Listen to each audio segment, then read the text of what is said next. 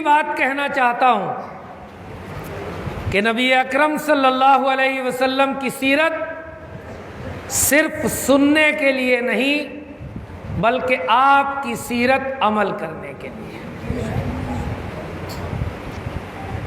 آپ کی سیرت عمل کرنے کے لیے ہے۔ علامہ اقبال کہتے ہیں یقی محکم عمل پہ ہم محبت فاتح عالم، یقی محکم عمل پہ ہم محبت فاتح عالم، جہاد زندگانی میں ہے یہ مردوں کی شمشیر۔ کوئی اندازہ کر سکتا ہے اس کے زور بازو کا، نگاہ مرد مومن سے بدل جاتی ہیں تقدیریں۔ لیکن مرد مومن بنتا کب ہے؟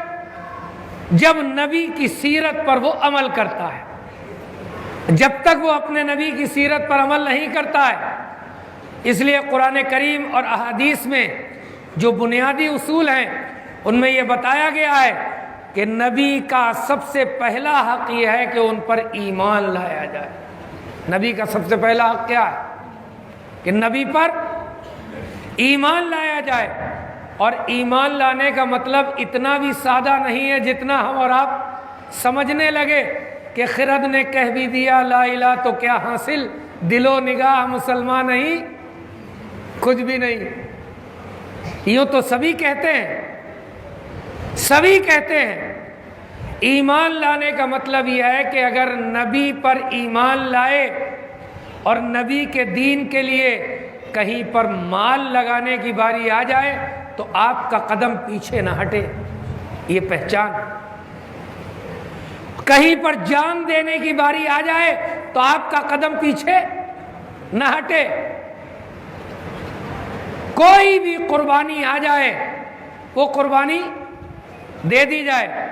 اور اگر ووسا والا ہے کہ بھائی مسجد میں آئے، مسجد کھلی ہوئی ہے، نماز ہو رہی ہے، تو جب تک موسم صحیح رہا نماز پڑھتے رہے، بارش ہونے لگی تو پیچھے والی صفیں غائب ہو گئی۔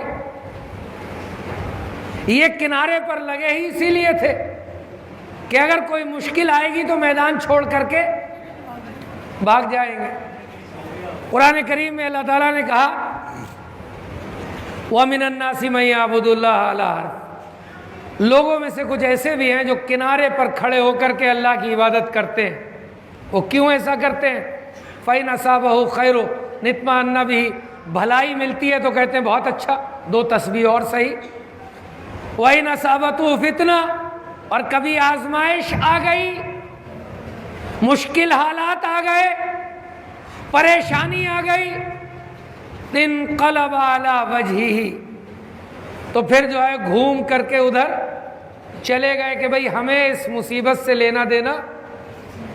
اللہ کہتا خسرت دنیا والآخرہ۔ میں بزرگوں سے، بچوں سے، نوجوانوں سے یہ کہتا ہوں کہ یہ نیت کرو کہ اللہ تعالیٰ نے نبی پر ایمان دیا، یہ نعمت ہے، یہ ایمان اگر جان کی قربانی مانگے تو دیں گے انشاءاللہ۔ اس ایمان کے ذریعے سے اگر مال کی قربانی چاہی جائے گی تو دیں گے انشاءاللہ۔ اور اس ایمان کی وجہ سے اور نبی سے تعلق و محبت کی وجہ سے سارا زمانہ مخالف ہو جائے تو ان کی مخالفت برداشت کریں گے، لیکن نبی سے اپنا رشتہ نہیں توڑیں گے۔ یہی تو ہے نبی پر ایمان لانا۔ نبی پر ایمان